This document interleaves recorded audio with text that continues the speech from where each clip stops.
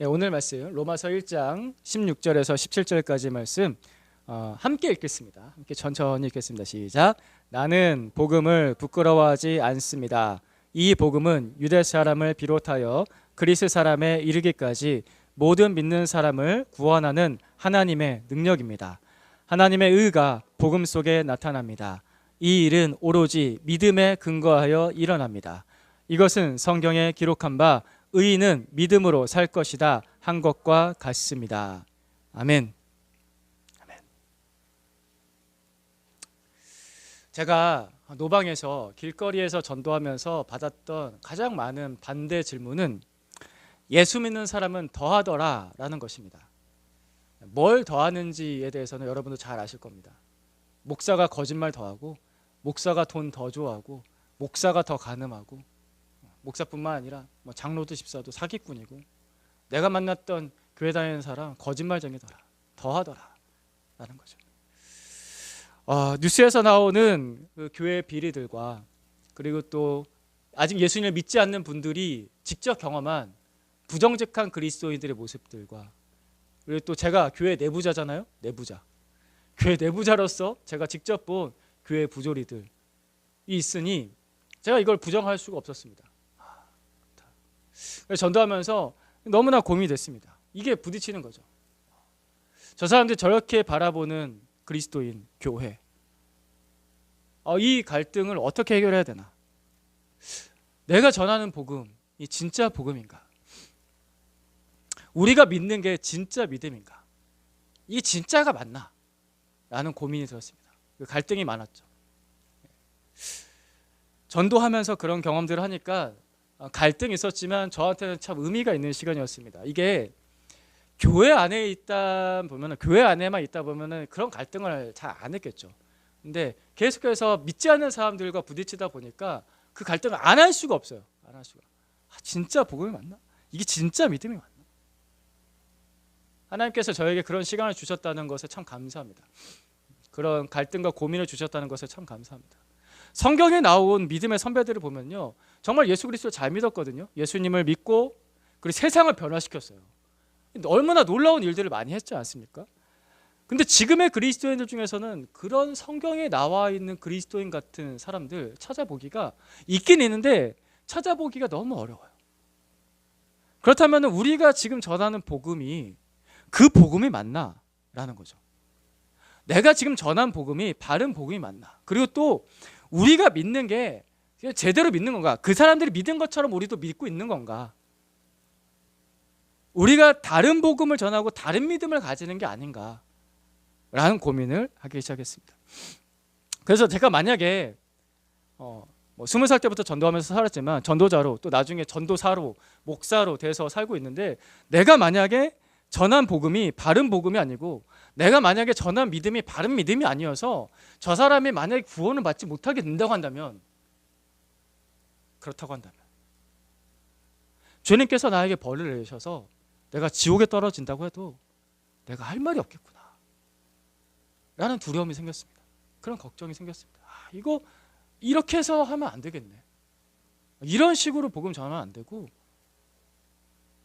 정말 바른 복음, 바른 믿음을 전해야겠구나 라는 고민을 20대 때, 그리고 30대 때, 그리고 지금까지도 하고 있습니다. 바른 복음을 전하겠다. 복음을 전할 때 두려움이 있습니다. 고린도전서 9장 27절 말씀 같이 한번 읽어볼까요? 시작. 나는 내 몸을 쳐서 굴복시킵니다. 그것은 내가 남에게 복음을 전하고 나서 나 스스로는 가련한 신세가 되지 않으려는 것입니다. 나 스스로는 버림을 받는 가련한 신세가 되지 않으려는 것입니다. 이 말 지금 누가 했냐면요, 바울이 했습니다.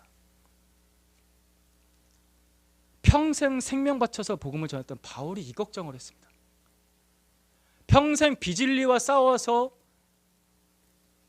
고난과 그 시련을 이겨냈던 바울이 이 걱정을 했습니다. 내가 복음 전하다가 내가 버림받는 자가 될까 봐 두렵다. 그런 가련한 신세가 될까 봐 두렵다.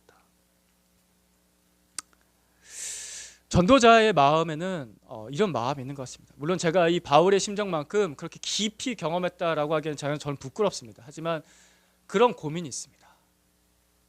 진짜 바른 복음 전해야 되는데, 복음과 믿음에 대해서 다시 또 이야기하려고 합니다. 복음과 믿음, 이 두 가지가 필요하죠. 교회가 전한 복음, 근데 교회가 잘못 전한 복음은 뭐냐면은 마치 사후 보장 보험처럼 값싼 은혜를 전했다는 것입니다. 죽고 나서 걱정하지 마세요. 이 보험에 사인하시면은 천국 갑니다. 그런 값싼 복음을 전했다는 것.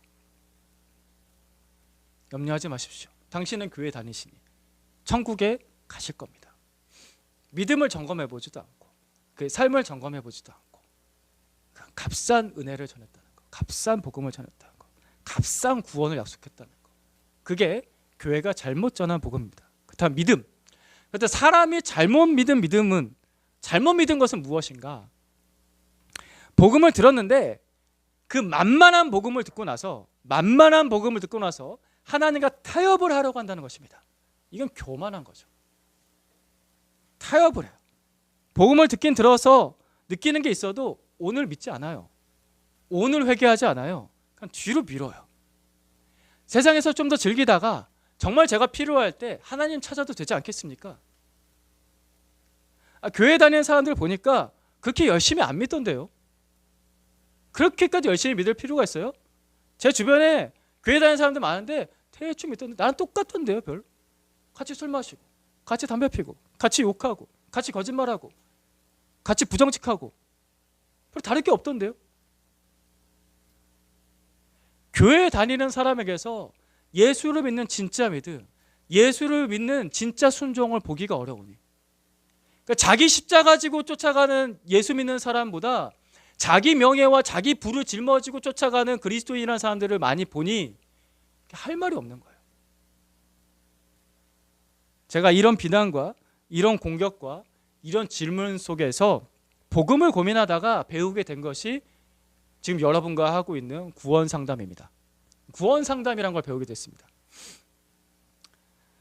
한 사람의 인생에 대해서, 한 사람의 믿음에 대해서 깊이 있게 들여다보고 상담을 해줘야겠다. 그 사람의 믿음이 정말 올바른 믿음인지에 대해서 돌봐줘야겠다 라고 그 구원 상담이란 방법을 배웠고, 계속해서 저도 훈련을 받으면서 발전시켜 나갔고, 여러분과 지금 그걸 하고 있는 거죠. 먼저 구원 상담은 이렇게 시작해요. 나부터 시작해요. 나는 정말 예수 믿는 사람인가? 저는 개인적으로 이 고민을 굉장히 많이 했습니다. 젊을 때도 그랬고 20대 때도 그랬고, 제가 전에도 솔직하게 말씀드렸죠. 전도사 할 때도 그랬어요. 나는 진짜 예수 믿는 사람이 맞나? 시시때때로 난 진짜 예수 믿는 사람이 맞나? 나한테 예수 믿는 증거가 나타나나? 저부터 먼저 더 들어보고, 그래서 그걸 확증해 나가고, 아닌 것 같은 몸부림치면서 밤잠 안 자고 기도하고 그랬습니다. 그리고 나서 한 사람 한 사람 제가 도울 사람들을 만날 때 당신은 정말 예수 믿는 사람이 맞습니까? 진짜 구원 받았습니까? 당신 안에 예수가 있는 증거가 있습니까? 라고 물어보는 거죠. 그래서 복음에 대해서 편집하지 않으려고 노력했습니다. 빠짐없이 성경에 나온 모든 복음에 대해서 빠짐없이 전하려고 노력했고, 또 그 사람의 인생에 대해서, 그 사람의 마음 상태에 대해서, 그 사람의 영혼 상태에 대해서 계속해서 들여다보려고 노력했습니다. 물론 다 보지 못하겠어요. 제가 투시의 능력이 있었으면 참 좋았겠는데 참 힘든 거예요. 이게 상담하면서 제일 힘든 거, 꿰뚫어 볼 능력이 없어요. 저한테 하나님께서 저한테 이제 좀 그런 능력을 좀 주시면 좋겠는데 제가 부족한 거죠. 한 사람 한 사람의 생각이 복잡해요. 그 한 사람 한 사람 인생이 복잡해요. 그 한 사람 한 사람의 상처와 오해와 그 얽히고 설킨 것들이 굉장히 많아요. 그런 것들을 풀어가려고, 복음으로 풀어가려고, 예수님께서 정말 열쇠가 되시고 길이 되시고 생명이 되시고, 예수님께서 당신의 인생의 답이 되신다는 것을, 당신의 모든 삶을 구원하신다는 것을 풀어가려고, 복음을 계속해서 풀어가려고 나름대로 노력을 했습니다. 그렇게 수년을 해봤는데, 근데 이 방법이 틀렸다는 것은 아닌데 이 방법에 있어서도 단점이 나타나기 시작하더라고요. 고민이 되기 시작한 게 또 있어요. 뭔 놈의 고민을 저렇게 많이 하나. 목사가 저렇게 고민하니 나도 믿기가 힘들구나, 그런 생각이 들 수도 있는데, 아까 제가 목회자로서의 고민이에요. 고민이 또 드는 게 뭐냐면은 이 복음과 믿음에 대한 설명이 너무 길어지고 복잡해지는 거예요. 이게 또 고민이 되는 거예요. 너무 길다, 너무 복잡하다. 이렇게까지 해야 되나? 처음 교회 그리스도인들은 복음을 그렇게 복잡하게 이해하고 믿었을까? 생각해보면 아니거든요. 성경을 볼 때마다 그게 아니거든요. 처음 교회 그리스도인들은요, 그냥 예수 그리스도께서 전려주신 그 복음을 듣고 믿었어요. 그리고 순종하고 따라갔어요. 그래서 능력이 나타났어요. 변화가 되었고. 그들의 믿음은, 그 처음 그리스도인들의 믿음은 무서우리만큼 단순했어요. 너무나 단순했어요. 그리고 그 처음 교회 그리스도인들의 믿음은 지금도 우리가 존경하잖아요. 지금도 우리가 존경할 만큼 깊습니다. 결코 단순하다고 해서 얄팍하지가 않아요. 단순한데 굉장히 깊어요. 우리도 그렇게 믿었으면 좋겠습니다. 오늘 그 단순하고 깊은 복음, 그 복음에 대해서 우리가 보여야 합당한 반응인 단순하고 깊은 믿음을 우리가 또다시 듣기를 원합니다. 하나님으로부터, 우리 주 예수 그리스도로부터 우리가 듣기를 원합니다. 저는 그냥 도구고 우리가 듣기를 원합니다. 복음이 무엇인가? 우리는 지난주에 이 16절 말씀을 봤습니다. 같이 한번 읽어보겠습니다. 시작. 나는 복음을 부끄러워하지 않습니다. 이 복음은 유대 사람을 비롯하여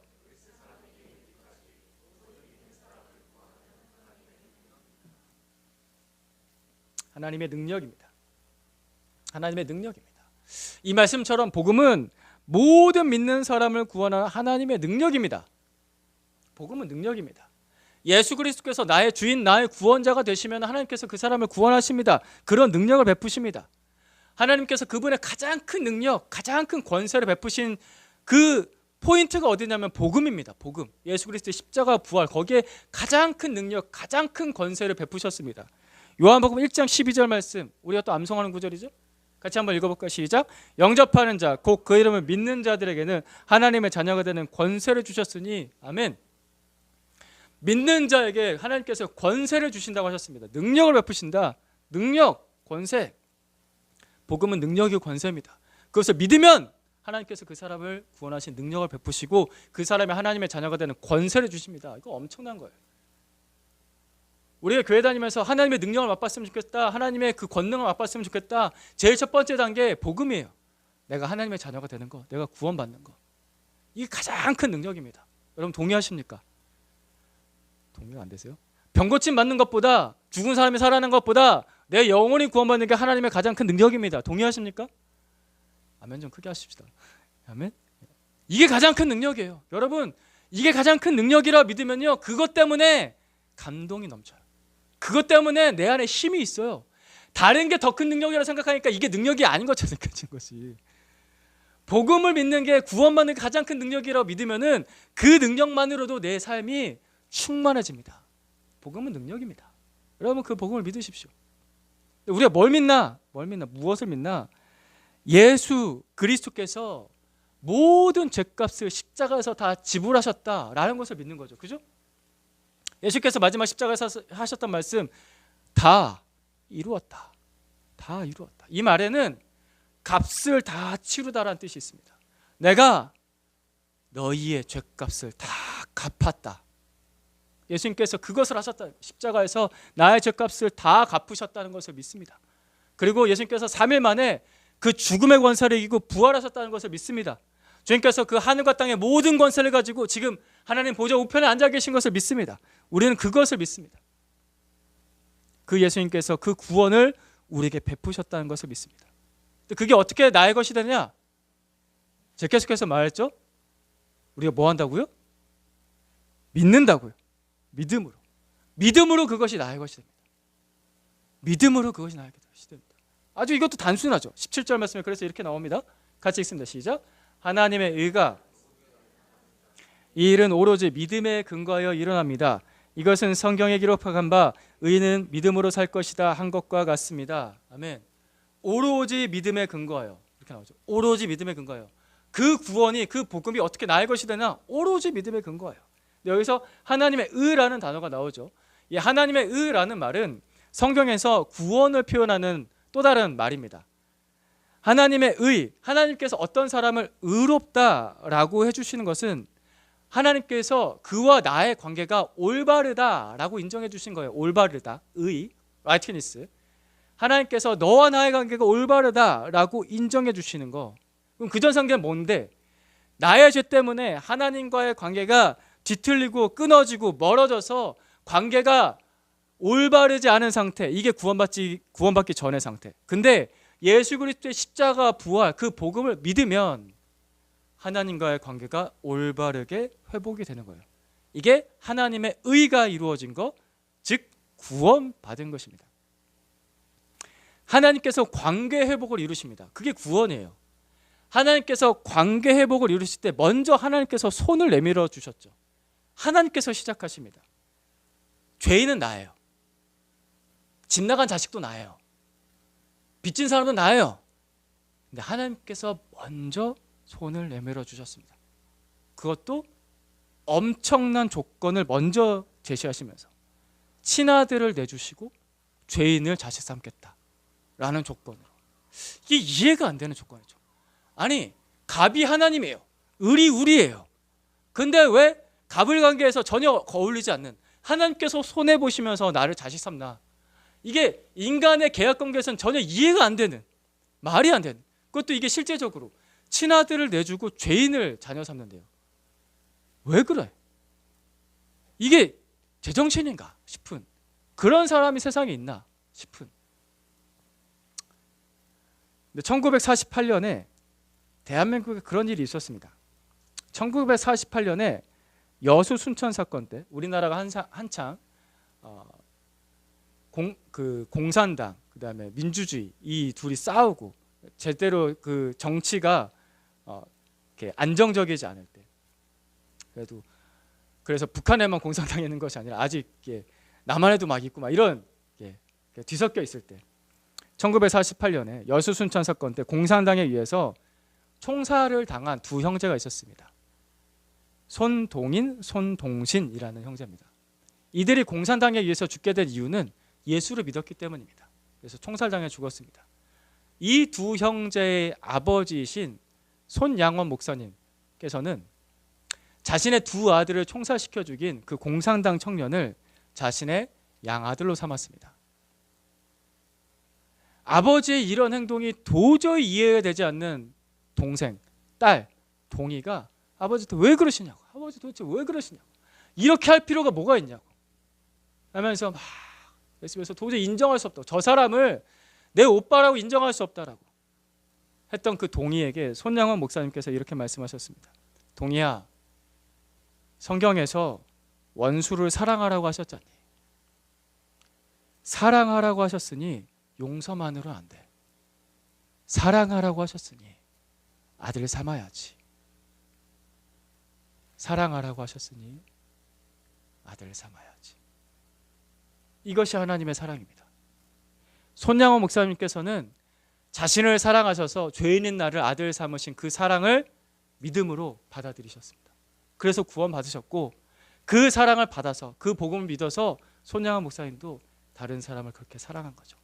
사랑하라 하셨으니 아들 삼아야지. 하나님께서 죄인인 나를 자식으로 삼으신다는 것은, 여러분 지금도 그렇죠? 머리로는 절대 이해가 안 됩니다. 여러분이라면 그렇게 하실 수 있겠습니까? 여러분이랑 손양원 목사님처럼 하실 수 있겠습니까? 저도 못할 것 같아요. 진짜 못할 것 같아요. 내 아들, 딸을 죽인 사람을 내 자식으로 삼는다? 이거 못할 것 같아요. 네, 하나님은 하셨습니다. 이건 머리로 이해가 안 됩니다. 이걸 어떻게 받아들이나?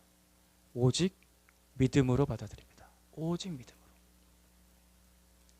주님께서 사랑하셔서 나를 자녀 삼으셨습니다. 믿음으로 받아들이는 겁니다.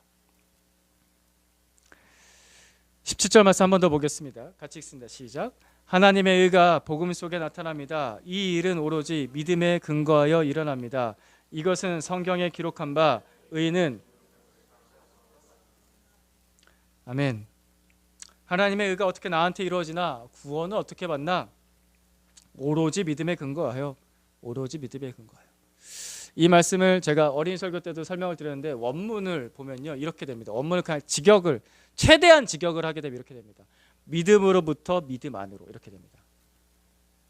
믿음으로부터 믿음 안으로.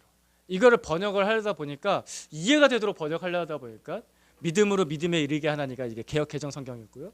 세 번째 성경에서는 오로지 믿음에 근거하여, 이렇게 된 거죠. 근데 이 말 그 자체를 그대로 살펴보면요, 믿음으로부터 믿음 안으로, 이렇게 돼요. 움직임이 느껴지죠. 믿음으로부터 믿음 안으로. 믿음으로 시작해서 마지막 도착지는 믿음으로, 믿음 안으로. 그래서 오로지 믿음으로가 되는 거예요. 처음부터 끝까지 믿음으로 이렇게 되는 거예요. 믿음으로부터 믿음 안으로. 믿음으로 시작한다.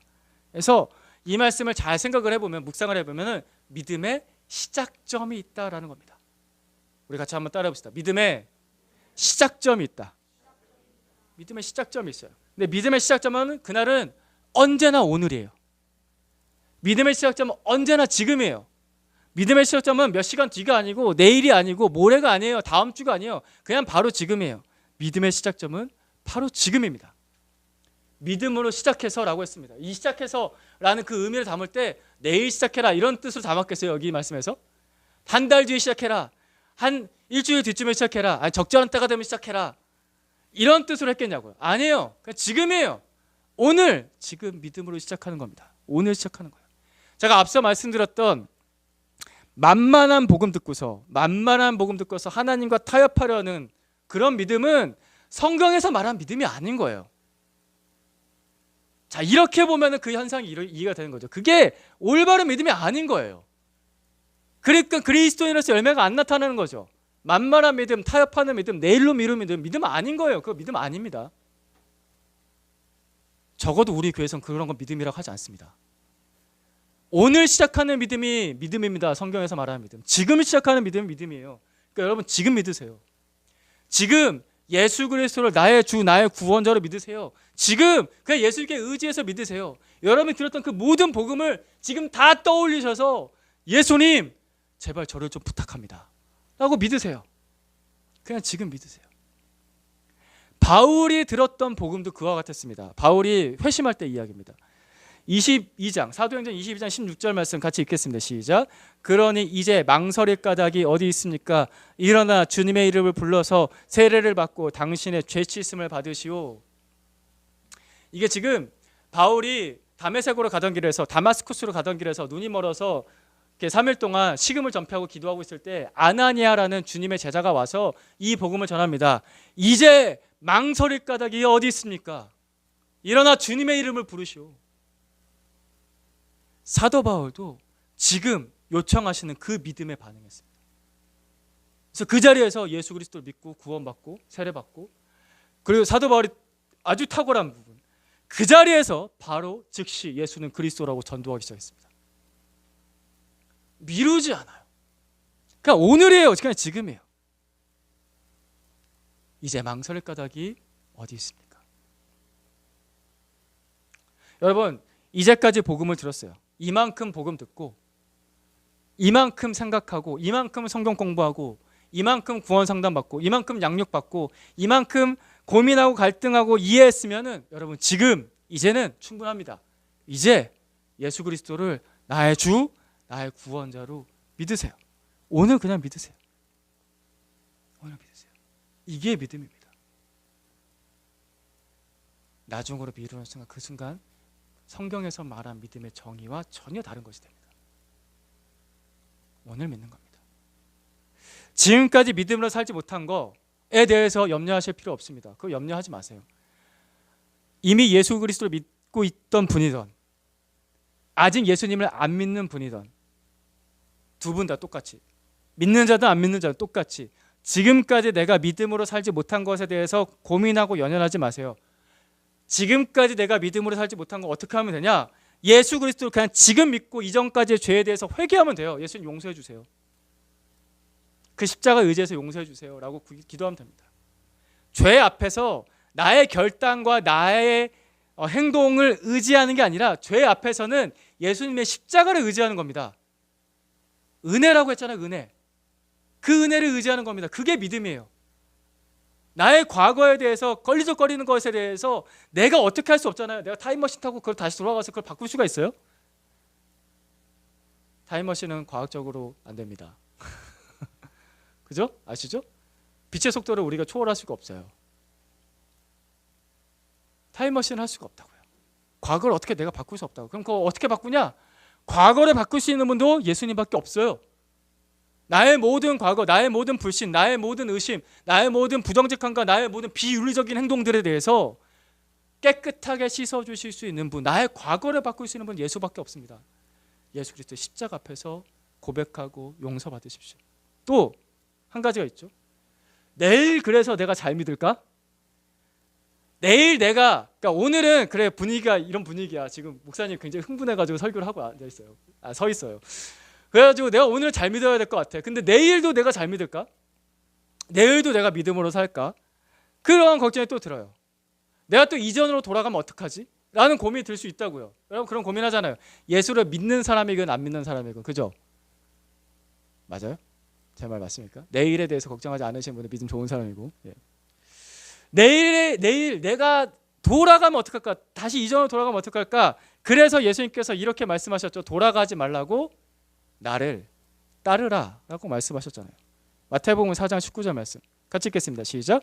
말씀하시되 나를 따라오라 내가 너희를 사람을 낚는 어부가 되게 하리라 하시니 아멘. 여러분 오늘 인용하는 구절들이 거의 다 암송 구절에서 많이 나와요. 얼마나 감사해요. 예, 자, 암송 구절 암송합시다. 나를 따라오라 나를 따라오라. 지금 예수님을 따르는 게 믿음입니다. 다시 한번 따라해 봅시다. 지금 예수님을 따르는 게 믿음입니다. 내일 따르지 말고 일주일 뒤에 따르지 말고 그냥 지금 따르는 거예요. 지금. 그러면은 예수님께서 뭐라고요? 되게 하시겠다고 하셨어요. 누가? 내가 예수님께서 되게 하시겠다고 하셨어요. 그냥 너는 나를 따라와. 그럼 내가 되게 할 거야 라고 하신 거예요. 그러니까 내가 되겠다는, 나 스스로 되겠다는 결단과 의지보다 예수님께서 되게 하시는 그 능력에 의지하세요. 이게 믿음이에요. 오늘은 그냥 나는 주님 그 은혜에 감사하면서 믿음으로 따르겠습니다 하는 거예요. 그냥 오늘. 그럼 예수님께서 되게 하시는 거예요. 그게 우리의 신앙생활이에요. 내가 내일 믿음으로 살지 못 살지 그거 걱정할 필요가 없다고요. 예수님 말씀 한 군데 더 찾아보겠습니다. 마태복음 6장 34절 말씀 같이 읽습니다. 시작.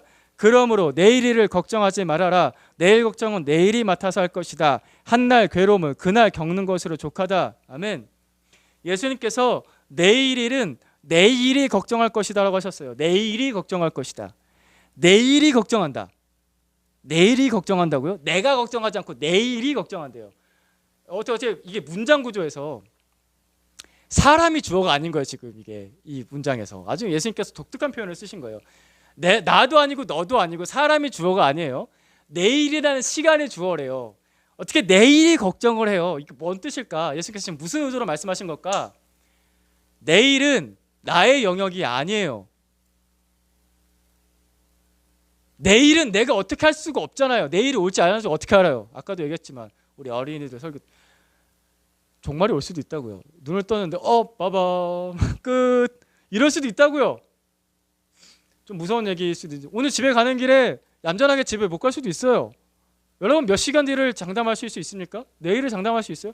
내일은 내 영역이 아니에요. 그럼 내일은 누구의 영역이에요? 내일은 하나님의 영역이에요.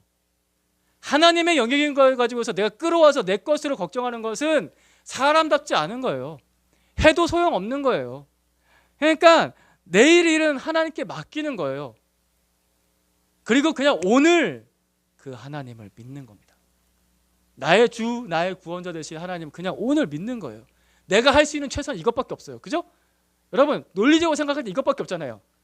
지금 나에게 주신 그 말씀 앞에, 지금 내게 주신 그 은혜 앞에 주님 제가 의지합니다. 자, 당신을 신뢰합니다. 당신밖에 없군요. 주님을 믿습니다. 라고 하는 것밖에 없어요. 내가 할 수 있는 최선은. 나머지는 주님의 영역입니다. 예수님의 제자 중에 열정적인 믿음의 소유자가 있었죠. 예수님께서 나를 따르라 하셨을 때 한 번에 따라갔던 제자, 그리고 예수님과 함께 무리까지 걸었던 그 제자 베드로. 그는 자신의 믿음에 대해서 늘 장담했던 사람입니다. 뛰어났던 믿음이었던 것도 맞습니다. 그리고 항상 다른 사람들을 주도해서 그 믿음을 잘 이끌어주는 사람이었던 것도 맞습니다. 근데 그도 내일의 믿음에 대해서 장담할 수 없었죠. 누가복음 22장 말씀 보겠습니다. 번갈아 가면서 보죠. 제가 22장 31절 먼저 읽겠습니다. 시몬아 시몬아 보아라, 사탄이 밀처럼 너희를 체질하려고 너희를 소나기에 넣기를 요구하였다. 그러나 나는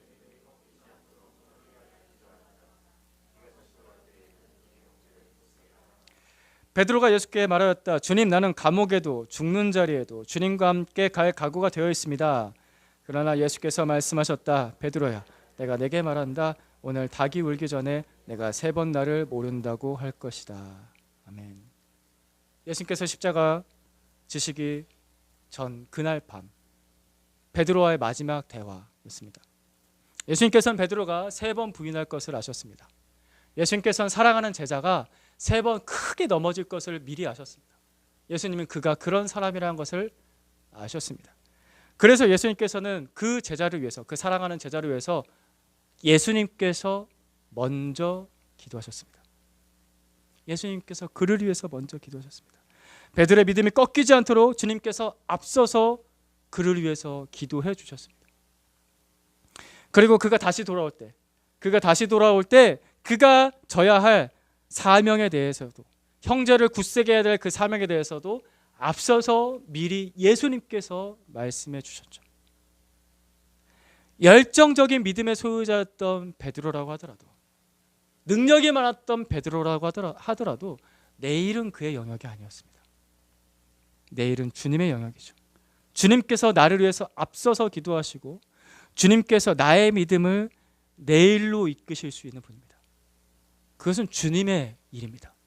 나는 오늘 주께서 주신 은혜 그냥 믿으면 됩니다. 나를 따라오라, 내가 되게 할 것이다. 예수님께서 되게 하십니다. 오늘 본문 같이 한번 더 읽습니다. 같이 16절 17절 말씀 같이 읽겠습니다. 시작. 나는 복음을 부끄러워하지 않습니다. 이 복음은 유대 사람을 비롯하여 그리스 사람에 이르기까지 모든 믿는 사람을 구원하는 하나님의 능력입니다.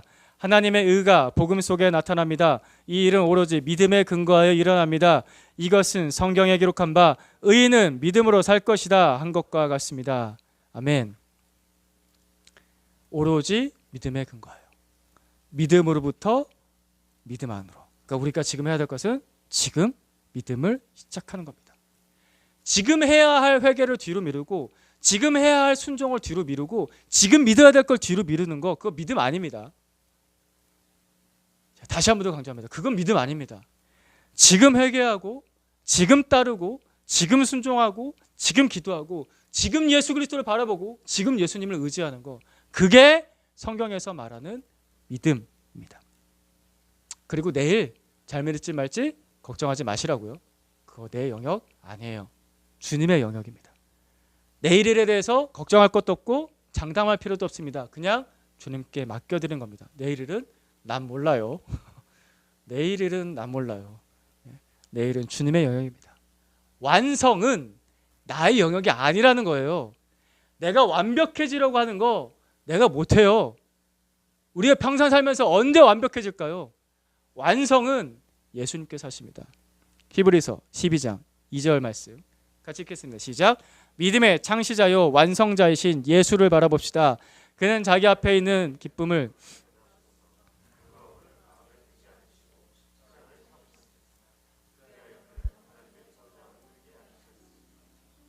아멘.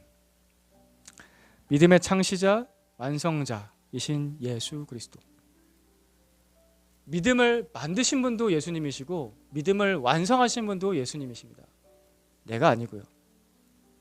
그분께서 십자가를 지시고 또 부활하셔서 지금은 하나님 보좌 우편에 앉아 계십니다. 완성하셨습니다.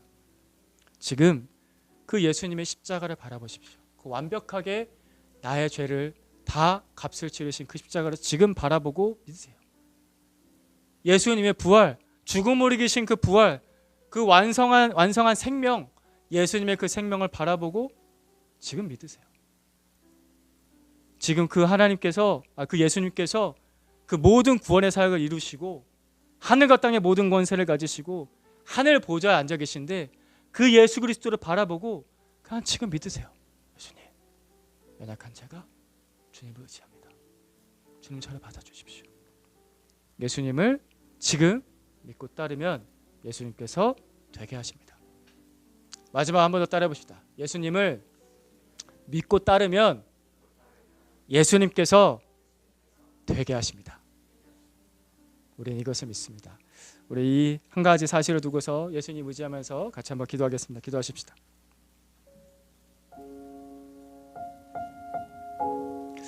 하나님 아버지, 주님께서 우리에게 참 귀한 복음을 주셨고 또 예수님의 그 십자가의 사랑과 부활의 능력을 알게 하셨습니다. 오늘 이제 그 복음을 또 들었습니다. 하나님, 나를 구원하신 그 복음을 들었습니다. 나를 따르라고 하신 그 복음을 들었습니다.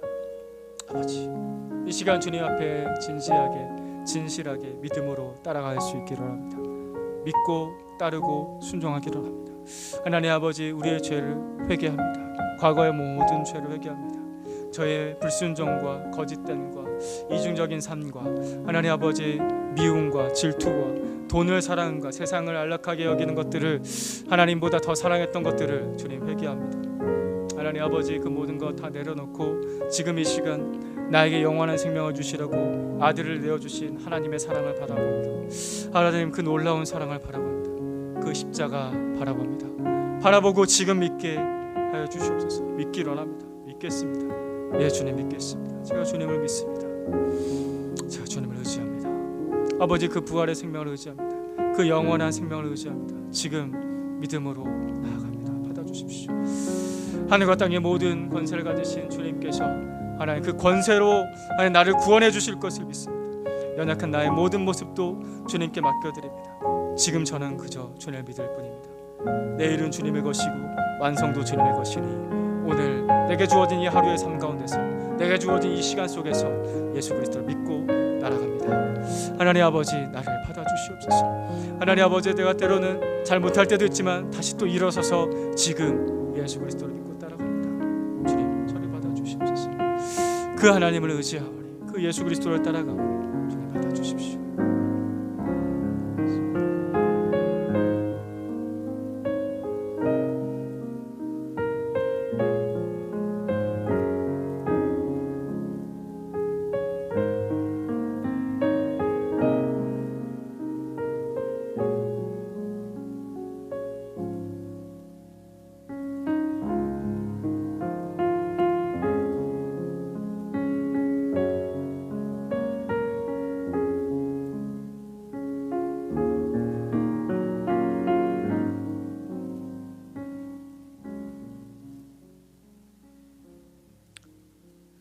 예수님, 오늘 들려주신 이 복음을 마음에 담습니다. 믿음으로 담습니다. 예수 그리스도께서 나의 구원자, 나의 주인 되심을 믿음으로 고백합니다. 주님 받아주십시오. 이 믿음, 이 고백 받아주셔서 하나님의 자녀 삼아주시옵소서. 오늘 이 시작을 하게 하시고 완성하게 하실 예수님만 의지합니다. 예수님의 이름으로 기도드립니다.